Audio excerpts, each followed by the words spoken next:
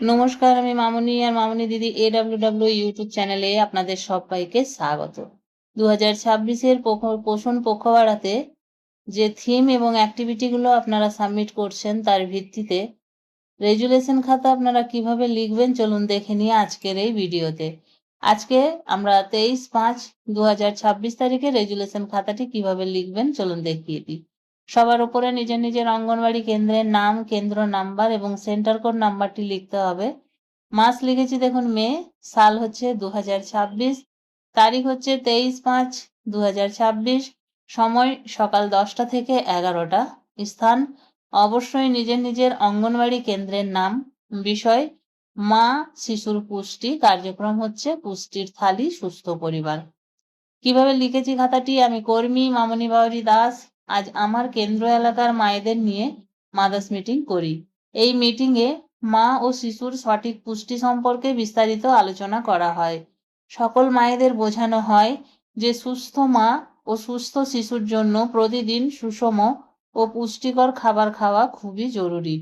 সভায় স্থানীয় ও কম খরচে পাওয়া যায় এমন খাবার দিয়ে কিভাবে একটি পুষ্টির থালি তৈরি করা যায় তার ব্যবহারিক প্রদর্শন করা হয়। থালিতে ভাত বা রুটি, ডাল, ডিম, মাছ, সয়াবিন, শাকসবজি, ফল এবং দুধ বা দুধজাত খাবার রাখার গুরুত্ব বোঝানো হয়। মায়েদের বলা হয় যে বিভিন্ন রঙের খাবার শরীরের জন্য উপকারী, বিশেষ করে সবুজ রঙের খাবার, শাক, পালং সবজি শরীরে রক্ত বাড়াতে সাহায্য করে। কমলা রঙের খাবার, গাজর, কুমড়ো, পেঁপে চোখ ও শরীর ভালো রাখে। সাদা রঙের খাবার, দুধ, ডিম, কলা, চাল শরীরে শক্তি বাড়ায়। গর্ভবতী মায়েদের নিয়মিত পুষ্টিকর খাবার খাওয়া, পর্যাপ্ত বিশ্রাম নেওয়া, সময় মতো স্বাস্থ্য পরীক্ষা করা এবং আয়রন ও ক্যালসিয়াম ট্যাবলেট খাওয়ার বিষয়ে পরামর্শ দেওয়া হয়। প্রসূতি মায়েদের বলা হয় যে শিশুর জন্মের 1 ঘন্টার মধ্যে বুকের দুধ খাওয়ানো শুরু করতে হবে এবং প্রথম 6 মাস শুধুমাত্র মায়ের বুকের দুধই শিশুর জন্য যথেষ্ট।